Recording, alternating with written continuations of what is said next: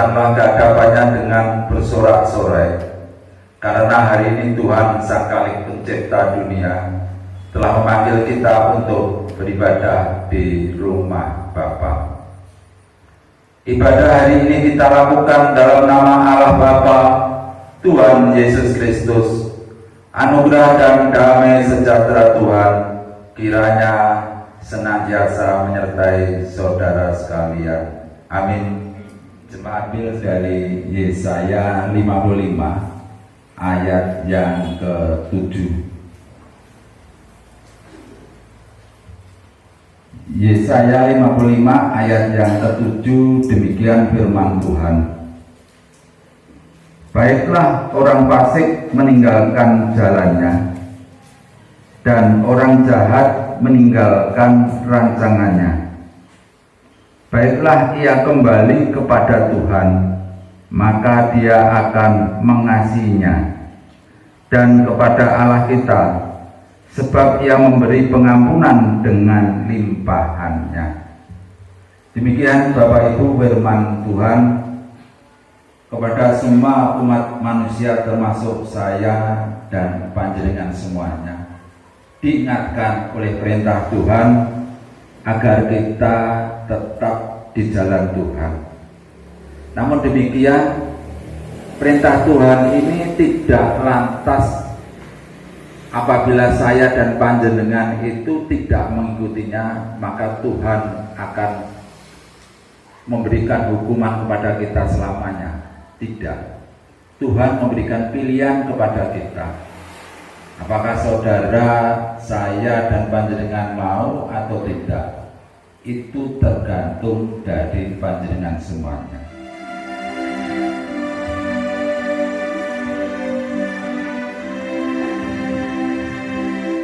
Berbahagia yakin teguh, Yesus abadi kepunyaanku. Aku warisnya, tuli tebus, ciptaan baru, Roh Kudus. Aku bernyanyi bahagia, memuji Yesus selamanya. Aku bernyanyi bahagia,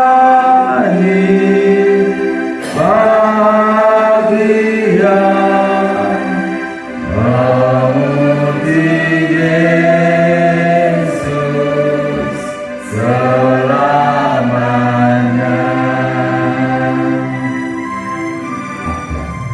Apakah dosa itu kita lakukan kepada Tuhan? Apakah itu kita lakukan kepada pasangan hidup kita, baik suami atau istri, atau bahkan kepada anak-anak kita? Kita tidak tahu.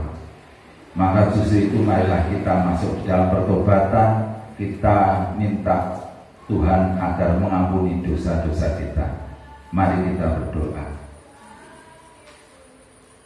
Tuhan Allah Bapa kami, Tuhan yang kami sembah, serta Tuhan yang kami muliakan. Begitu banyak dosa yang telah kami perbuat. Apakah dosa itu kami lakukan dengan melawan akan kehendak-Mu? Apakah dosa itu kami lakukan dengan sengaja maupun yang tidak sengaja, yang telah kami lakukan kepada pasangan hidup kami, kepada suami kami, kepada istri kami, kepada anak-anak kami, maupun kepada saudara-saudara kami di lingkungan sekitar kami, baik di tempat kerja maupun di dalam hidup kami bermasyarakat maupun di dalam gereja. Begitu banyak dosa yang telah kami perbuat.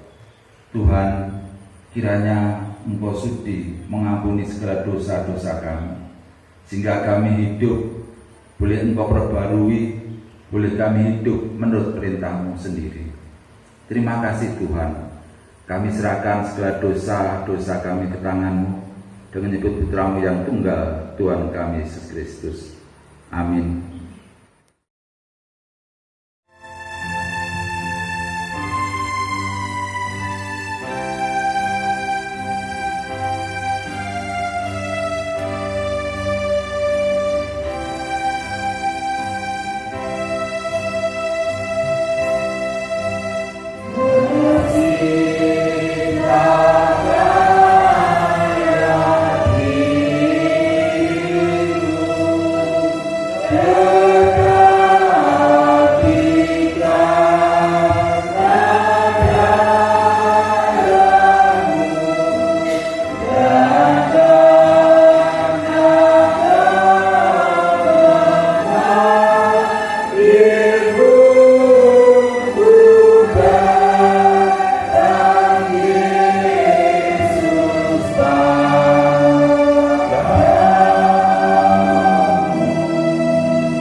Firman Tuhan lewat Kisah Para Rasul 10 ayat 43, demikian firman-Nya. Tentang Dialah semua nabi bersaksi bahwa barang siapa percaya kepadanya, ia akan mendapat pengampunan dosa oleh karena namanya. Demikian firman Tuhan. Kalau kita mau mengakui segala dosa-dosa kita, Tuhan akan mengampuni. Mari.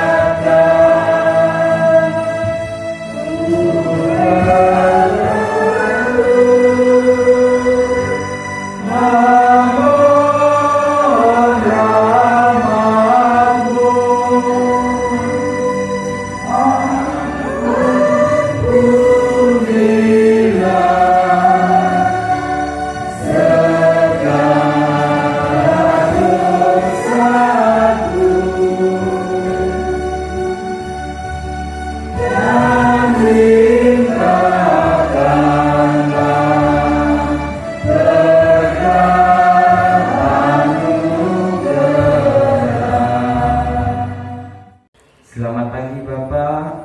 Terima kasih Bapak atas segala penyertaan kuasa-Mu yang kudus yang telah membawa kami ke dalam rumah-Mu yang kudus ini Bapak untuk membangun peribadatan.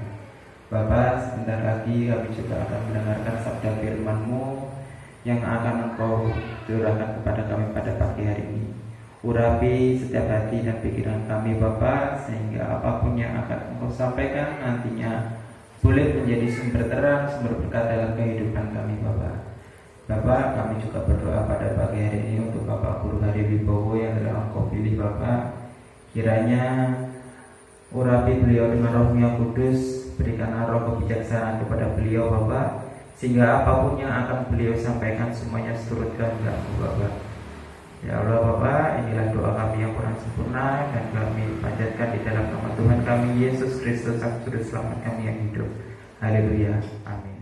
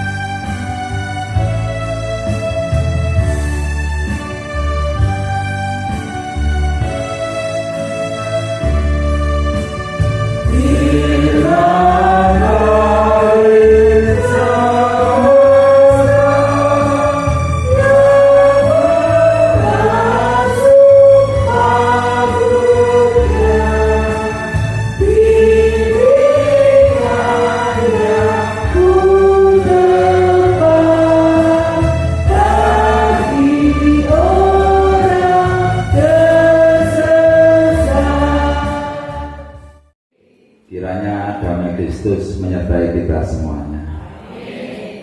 Bapak Ibu jemaat yang dikasihi dan mengasihi Tuhan Yesus Kristus, dalam bacaan ada hari ini ada beberapa yang bisa kita petik sebagai pengalaman di dalam kita hidup bermasyarakat, kita hidup bersama dengan lingkungan kita. Ada sebuah ilustrasi, ini pengalaman kami sendiri Bapak Ibu sebagai pengantar untuk kita bisa mengumuli firman Tuhan. Beberapa tahun yang lalu, pada waktu kami masih hidup bersama dengan ibu saya, jadi di ibu saya yang di rumah ibu saya sendiri, ada beberapa sisa tanah yang pada waktu itu ibu saya menghendaki untuk ditanam pohon. Beliau mengharapkan yang penting ditanam pohon agar rumah tersebut itu kelihatannya ada keteduhan. Karena memang sebelah barat itu adalah tidak ada pohon, sehingga kalau ada sinar matahari dari barat itu nampaknya kelihatan panas. Nah, pada waktu kami menanam 4 pohon. Yang pertama adalah pohon kelengkeng, kedua adalah pohon jeruk pecel, yang ketiga itu adalah jambu air atau yang sering kita sebut ada nama jambu kristal, yang ketiga adalah srikoyo yang besar itu, ya sirsat yang besar itu, tapi karena besar itu katanya namanya sirsat londo. Nah, biasanya besar-besar itu namanya diambilkan dari orang luar negeri. Jadi jambu Bangkok, nah itu karena besar. Nah, dari keempat pohon itu kami ya nyuwun sewu, karena kami tidak mau latar belakang di dalam pendidikan pertanian, sehingga ada beberapa mungkin perilaku kami dalam mengambil keputusan sedikit agak konyol. Jadi pada waktu itu kami siapkan 4 lubang, ya kurang lebih dengan 30 cm dengan kedalaman 50 cm ya. Itu kami lubangi 4-4-nya, kami berikan pupuk kompos karena orang harus kasih pupuk kompos. Setelah itu kami tanam. Hingga pertumbuhan kami amati, ya kami berikan pupuk kompos, kami sirami agar tujuannya itu nanti bisa berbuah. Perkembangannya berlanjut sampai besar. Pada waktu tertentu si kelengkeng ini sudah menunjukkan ada bunga. Nah, saya senang, oh berarti ada hasilnya nanti kelengkengnya itu berbunga. Nah, tidak begitu lama jambunya itu juga berbunga. Nah, jambunya juga berbunga. Tetapi yang sirsat londo sama jeruk pecel tadi itu belum keluar bunganya. Ya sudah, kami tunda apa-apa. Nah, yang kelengkeng berbunga, jambu berbunga, akhirnya keluarkan buah. Tapi yang buah ini tidak mengeluarkan.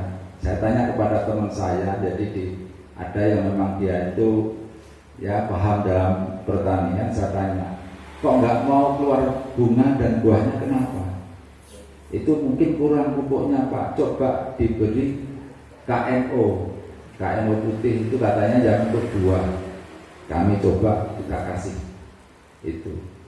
Nah, tidak begitu lama jeruk pecelnya keluar bunganya. Nah, keluar bunganya, tetapi banyak yang tidak jadi buah. Ya sudah, kami telaten, saya tunggu. Nah, kita tunggu tapi kok nggak keluar.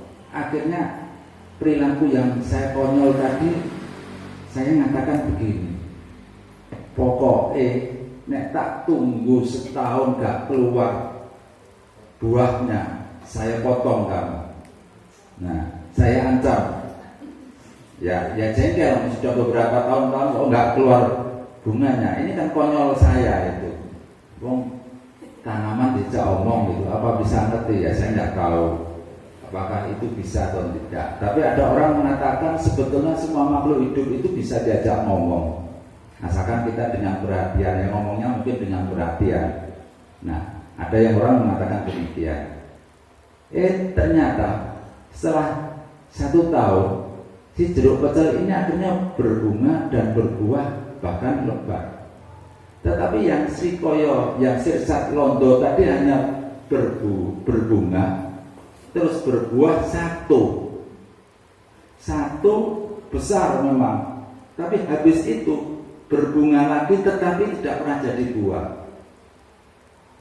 Nah, ya saya tidak tahu, saya sudah habis, kasarnya kalau orang kan sudah habis akal. Ini ternyata sudah dikasih kesempatan kok tidak mau. Ya akhirnya saya potong juga sirkoyonya itu, sirsatnya itu. Ya ada orang bilang, Pak, eman sudah waktunya berbuah kok dipotong. Ya sudah, karena ini tidak mau berbuah. Untuk apa? Nah, yang ketiga tadi jeruk pecel, kelengkeng, jambu air itu berbuahnya itu apakah karena saya ancam takut? Saya tidak tahu. Apakah juga karena memang sudah pada waktunya dan cocok dengan pemupukannya? Ya saya juga tidak tahu. Yang sirsat tadi apakah karena tidak cocok dengan tanahnya? Ya saya tidak tahu.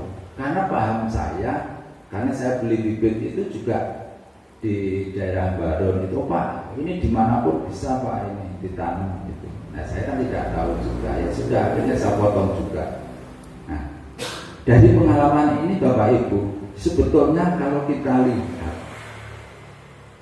bagaimana kita tarik, bagaimana dengan bacaan kita pada hari ini, kita bisa merefleksikan di dalam kehidupan kita sehari-hari. Bacaan kita pada hari ini adalah tentang pohon ara.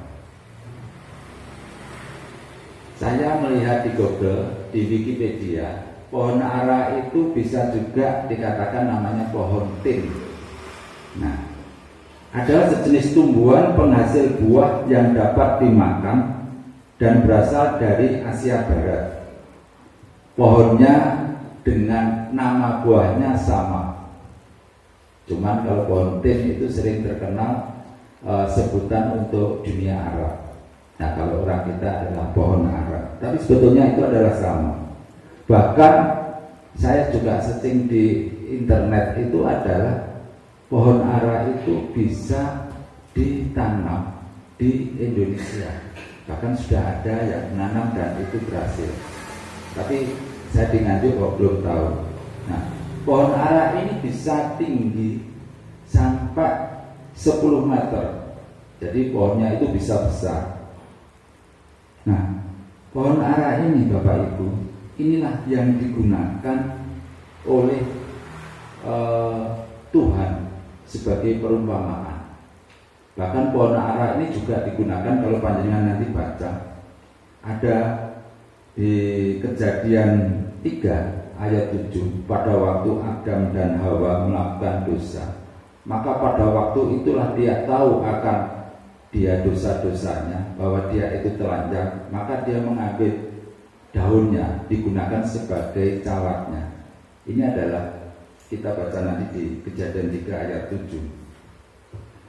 Bapak Ibu jemaat yang dikasih dan mengasihi Tuhan Yesus Kristus, perumpamaan buah pohon ara tadi adalah perumpamaan sebetulnya kita refleksikan di dalam kehidupan kita itu adalah apakah saya dan panjenengan itu sudah bisa berbuah atau tidak. Mari kita lihat bacaan kita Lukas 13 ayat 1 sampai 9. Itu ada 2 bagian. 1 sampai 5 itu adalah bagaimana pandangan tentang penderitaan dan kematian. Lukas 6 sampai 9 itu adalah tentang pertobatan. Tetapi Lukas 1 sampai 9 itu adalah merupakan satu kesatuan di dalam kehidupan manusia. di dalam kehidupannya mereka bermasyarakat, di dalam penderitaannya, di dalam dia sukacitanya, bagaimana Tuhan memberikan suatu pengampunan dan pertobatan manakala saya dan panjenengan tadi tidak menjalankan perintah Tuhan. Mari kita lihat di dalam Lukas 13 ayat 1 sampai 5. Bagaimana di situ adalah membicarakan tentang penderitaan. Lukas 1 sampai 5 ada satu pandangan umum. Kita lihat di sini adalah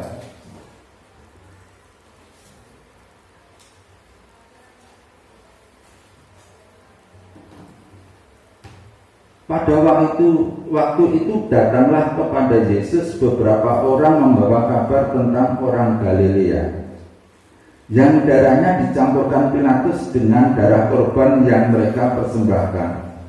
Yesus menjawab mereka, "Sangkamu orang-orang Galilea ini lebih besar dosanya daripada dosa semua orang Galilea yang lain, karena mereka mengalami nasib itu? Tidak, kataku kepadamu." Atau yang ayat 4, "Atau sangkamu ke-18 orang yang mati ditimpa menara dekat Siloam lebih besar kesalahannya daripada kesalahan semua orang lain yang diam di Yerusalem?" Bapak Ibu jemaat yang dikasih dan yang mengasihi Tuhan Yesus Kristus, seringkali ini adalah pandangan pada waktu itu, dan ternyata juga seringkali ini pandangan ini juga ada di masyarakat kita. Kalau ada orang yang keluarganya meninggal karena kematiannya yang mungkin tragis, atau mereka mendapatkan penderitaan yang terus-menerus, orang selalu menghukumi bahwa dia itu berdosa kepada Tuhan. Itu seringkali kita bisa baca bagaimana pada waktu Ayub. Nah, Ayub mendapatkan penderitaan, cobaan. Di situ teman dari Ayub juga mengatakan, "Kamu itu berbuat dosa. Kamu harus minta pengampunan kepada Tuhan." Itulah pandangan pada waktu itu, dan pandangan saat ini juga masih melekat kepada saya dan panjenengan. Kadang kita saat tidak sengaja ya kuwi, mergo awakmu gawe ngono kuwi dosamu. Nah, itu kita terlalu menghakimi kepada mereka. Itulah yang pandangan yang zaman dulu sampai yang sekarang itu masih ada.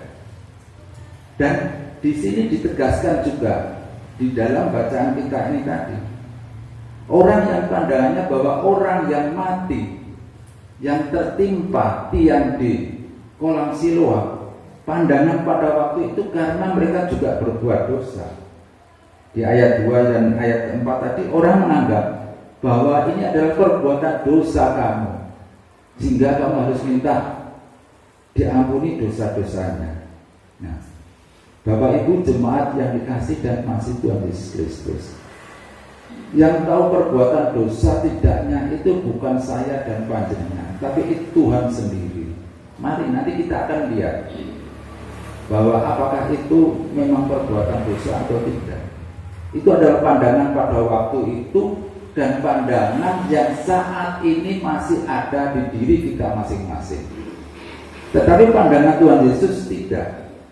Tuhan Yesus tidak menyetujui pandangan yang mengatakan bahwa orang mengalami kematian yang mengerikan atau penderitaan terus-menerus, pasti orang tersebut itu berbuat dosa. Tidak. Bahkan Tuhan Yesus mengatakan tidak itu sampai 2 kali. Kita baca di ayat 3 dan 5. "Tidak, kataku kepadamu, tetapi jikalau kamu tidak bertobat, kamu semua akan binasa atas cara demikian." Ayat 5. "Tidak, kataku kepadamu, tetapi jikalau kamu tidak bertobat, kamu semua akan binasa atas cara demikian."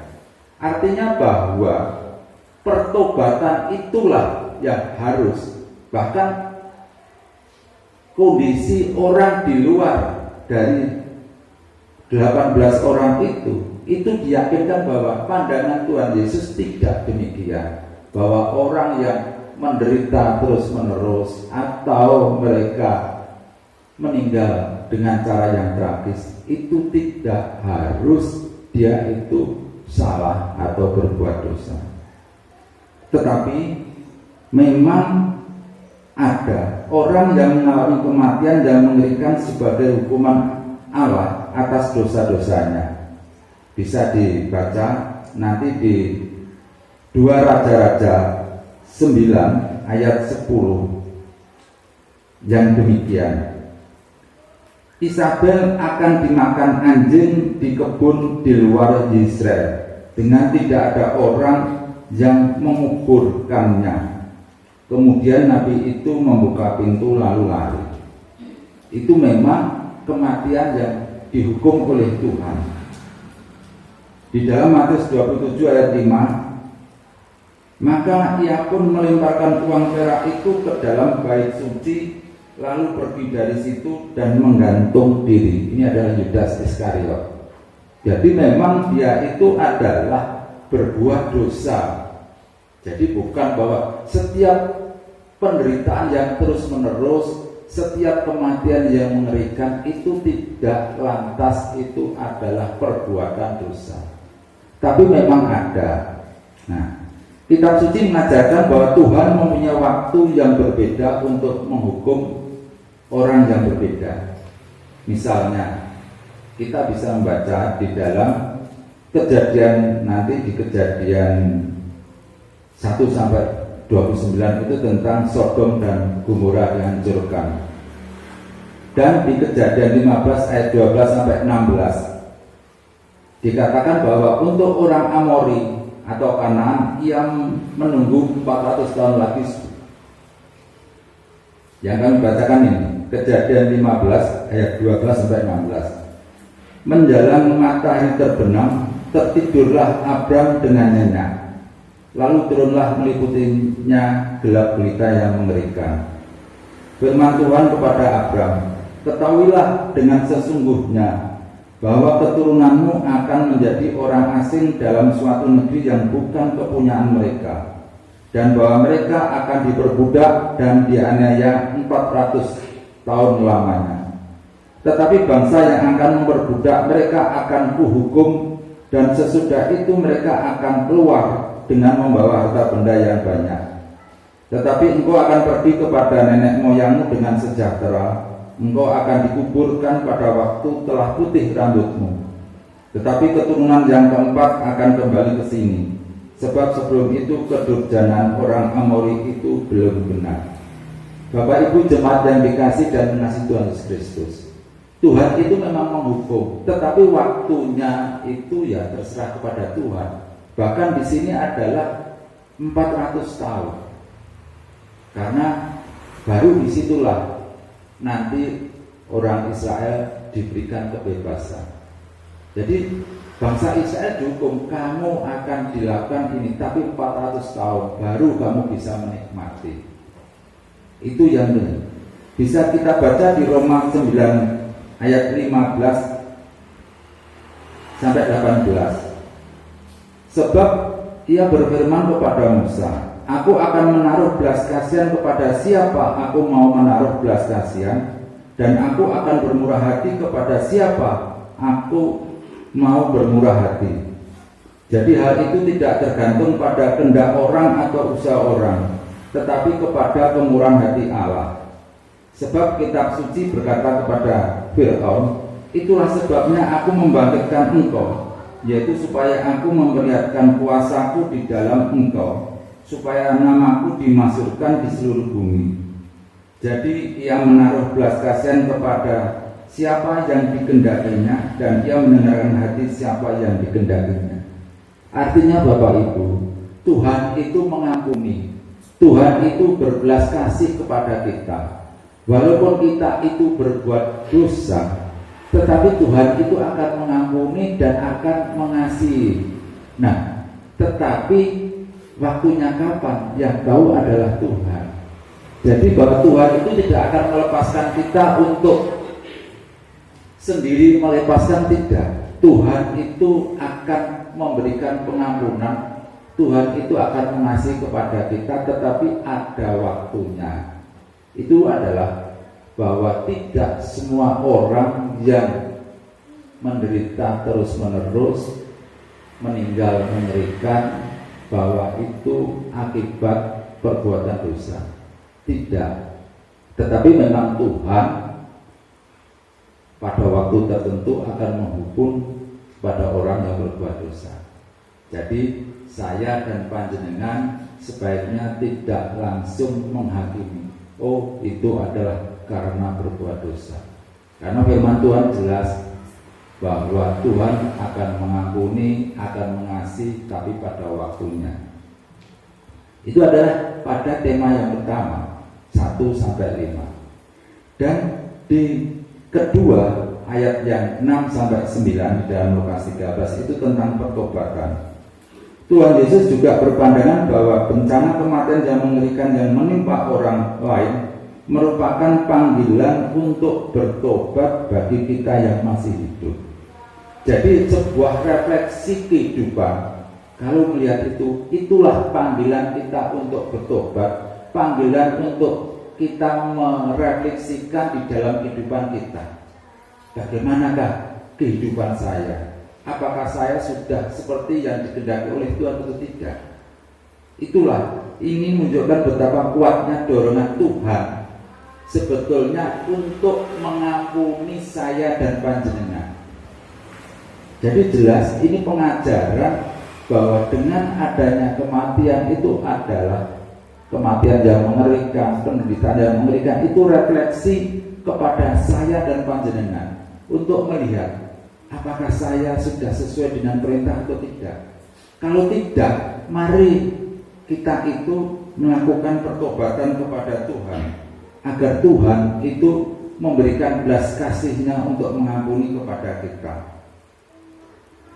Itu yang perlu penting pada tema hari ini, Bapak Ibu. Nah, soal waktu, apakah 1 tahun, apakah 2 tahun, kita jangan memahami 1 tahun itu adalah secara hurufiah. Jadi di sini kalau kita baca di dalam ayat yang 7, lalu ia berkata kepada pengurus kebun anggur itu, sudah 3 tahun aku datang mencari buah pada pohon ara ini dan aku tidak menemukan. Tebanglah pohon ini, untuk apa ia hidup di tanah ini dengan percuma. Artinya Bapak Ibu, kita jangan memahami teks dalam Alkitab itu 3 tahun. Wah, saya sudah berbuat dosa, saya sudah 3 tahun. Atau panjenengan melihat orang itu sudah menderita 3 tahun, berarti waktunya nanti dia itu pasti dipanggil Tuhan. Tidak. Waktu 3 tahun, 1 tahun itu yang tahu adalah Tuhan. Itu yang perlu kita pahami. Tapi intinya di sini itu adalah pertobatan di dalam kehidupan saya dan panjenengan. Jadi jangan sampai kita diancam seperti Tuhan tadi, seperti pohon ara itu. Kalau kamu tidak berbuah, maka akan saya tebang. Sebetulnya itu adalah peringatan saya, peringatan Tuhan kepada saya dan panjenengan. Apakah di dalam kehidupan saya dan panjenengan itu sudah berbuah? Berbuah itu macam-macam. Berbuah itu apakah kita sudah bisa membimbing anak-anak kita kepada jalan yang telah didikan oleh Tuhan? Apakah anak-anak kita itu kita bimbing kepada jalan Tuhan, atau justru anak-anak kita itu kita biarkan dengan kita tidak bertanggung jawab?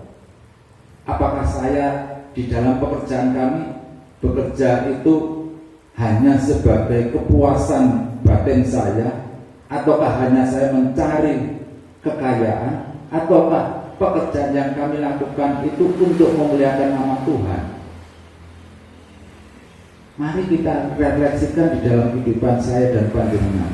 Semuanya bekerja di ladangnya sendiri-sendiri. Apakah pekerjaan itu hanya untuk memuliakan, ataukah ada kepentingan pribadi? Yang tahu adalah saya dan panjenengan. Kalau kita bekerja hanya untuk memuliakan nama Tuhan, maka yang kita lakukan itu semuanya akan bermanfaat bagi masyarakat. Tetapi kalau di dalam pekerjaan saya, yang penting saya harus mencari pendapatan dan mendapatkan kekayaan, maka yang akan kita gunakan nanti adalah kami bekerja akan menghalalkan dengan segala cara. Monggo, itu refleksi dalam kehidupan kita sendiri. Silahkan Bapak Ibu melihat dalam waktu 1 tahun, dalam waktu 2 tahun, apakah perilaku saya dan panjenengan itu sudah sesuai atau tidak sebelum kita ditebang oleh Tuhan. Itulah pelajaran pada hari ini. Tuhan memang berbelas kasih, Tuhan memang pengampun, tetapi jangan sampai Tuhan nanti belas kasihnya itu sudah habis. Tuhan itu kan Maha Pengasih, Tuhan itu kan pengampun. Sekarang jangan dululah, nanti kalau saya sudah pensiun, saya tak nanti bertobat. Ya kalau nanti kita bisa sampai pensiun, kalau enggak mau pensiun kita sudah dipanggil Tuhan dulu, kita belum sempat bertobat. Nah, justru itulah Bapak Ibu, marilah kita gunakan di dalam setiap detik, di dalam setiap apa yang kita lakukan, apakah kita sudah seturut dengan Tuhan atau tidak. Kiranya Tuhan Yesus memberkati kita semuanya. Amin. Bapak Ibu jemaat, mari kita berdoa. Tuhan Allah Bapa kami, Tuhan yang kami sembah, serta Tuhan yang kami muliakan. Terima kasih Tuhan, kami boleh memuliakan firman-Mu. Kiranya kami boleh melakukan akan firman-Mu. Ampunilah segala dosa dan perbuatan kami, manakala kami melakukan perbuatan yang dosa, sehingga dalam kehidupan kami bisa menghasilkan buah seperti yang Kau harapkan. Terima kasih Tuhan. Dalam nama Tuhan Yesus telah berdoa. Amin.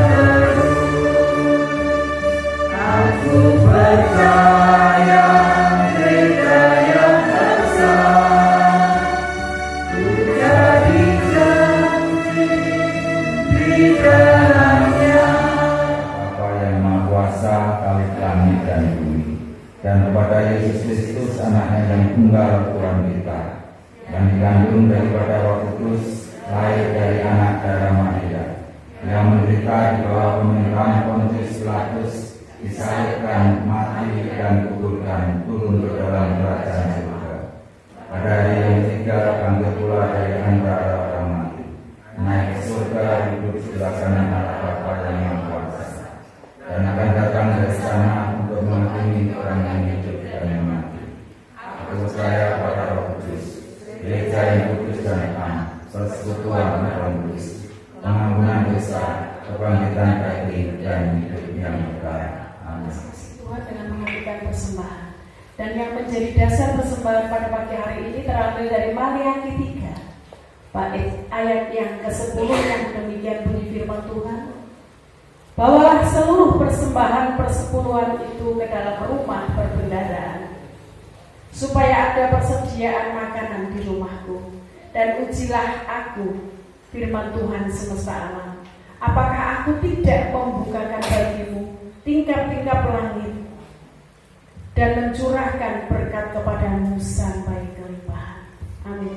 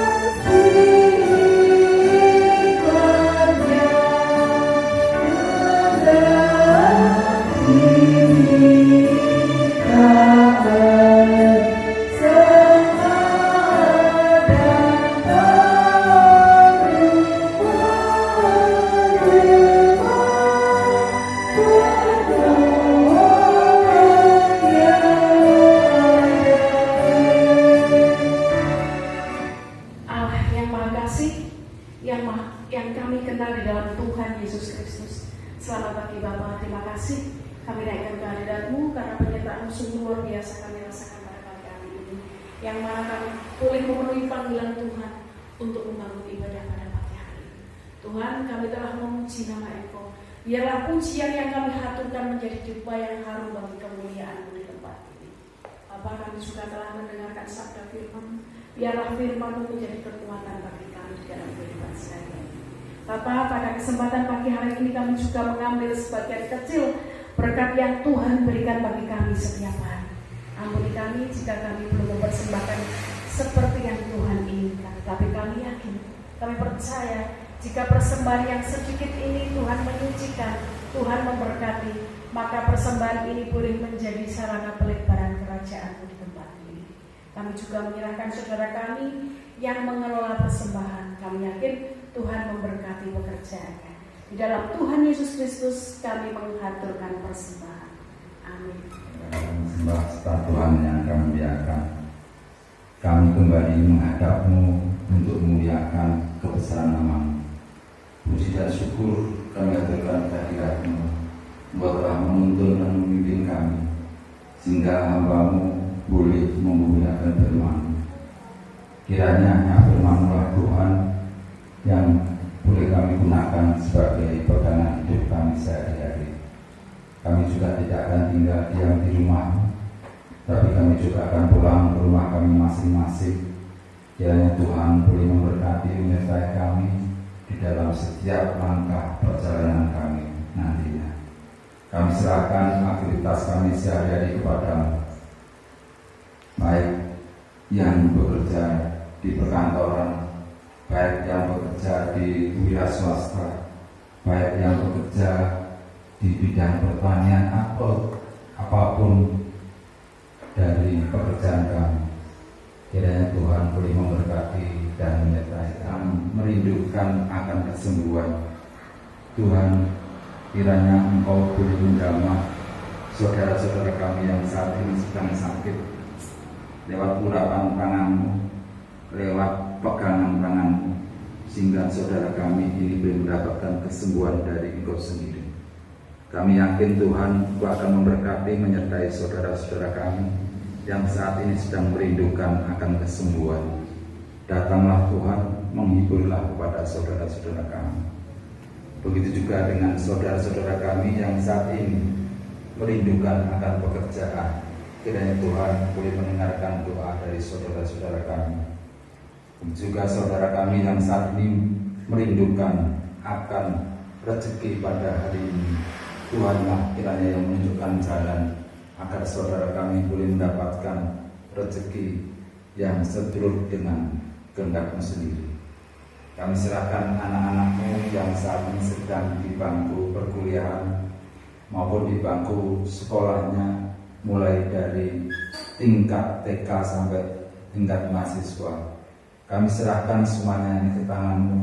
Kiranya Tuhan boleh menyertai, memberkati anak-anak-Mu. Di tengah-tengah pandemi ini Tuhan boleh memberkati.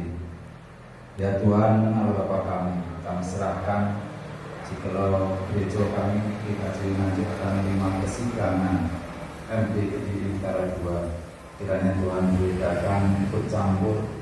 Engkau boleh menghalau segala permasalahan, Engkau boleh menghalau segala hambatan maupun segala penyakit yang akan datang menghambatan kepada semua peserta, termasuk akan semuanya Tuhan di dalam kehidupan gerejawi kami, baik yang ada di Pantan maupun ada di jemaat yang ada di Indo.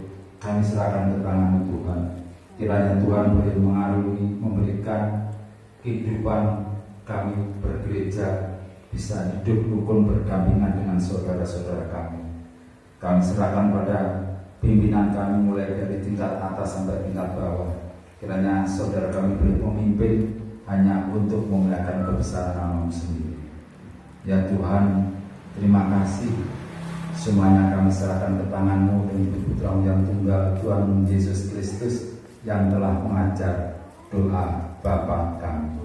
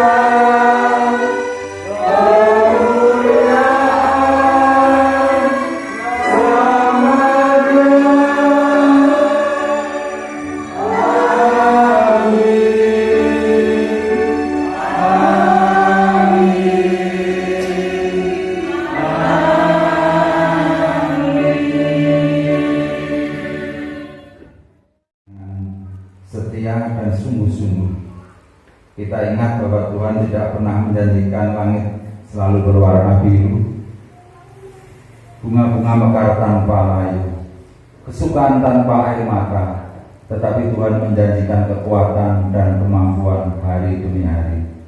Percaya bahwa Tuhan selalu menyertai dan memberkati kita sekalian. Yesus berjanji setia padamu, ku berikan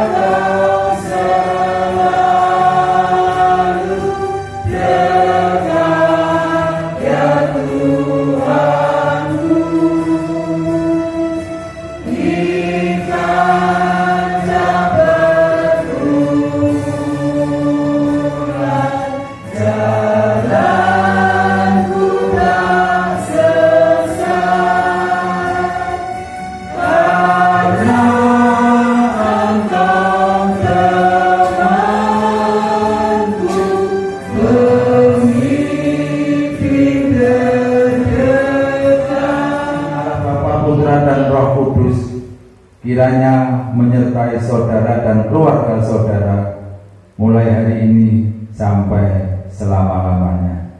Amin.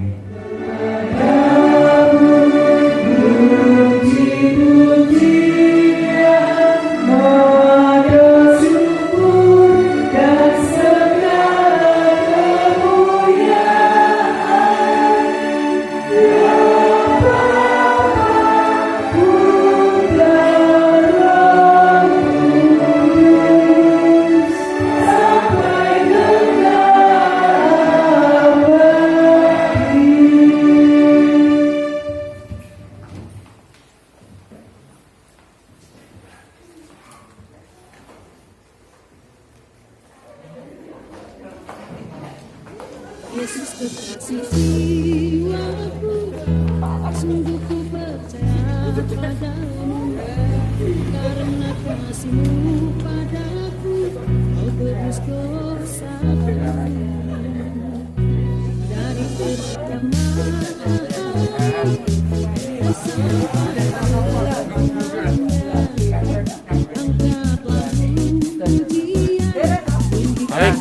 semangat Tawek ya. Beli, semangat beli ya. Bagus, semangat bagus. Pak Katon, semangat Pak Katon. Balisa, Pin, semangat tuh Pin ye. Halo dulur, semangat. Pak, Bu, halo deh. Bu Guru, ye, semangat Bu Guru. Win, semangat ya. Halo, semangat Tata. Dek, semangat ya Dek. Tos dulu tos. Asia. Mantap.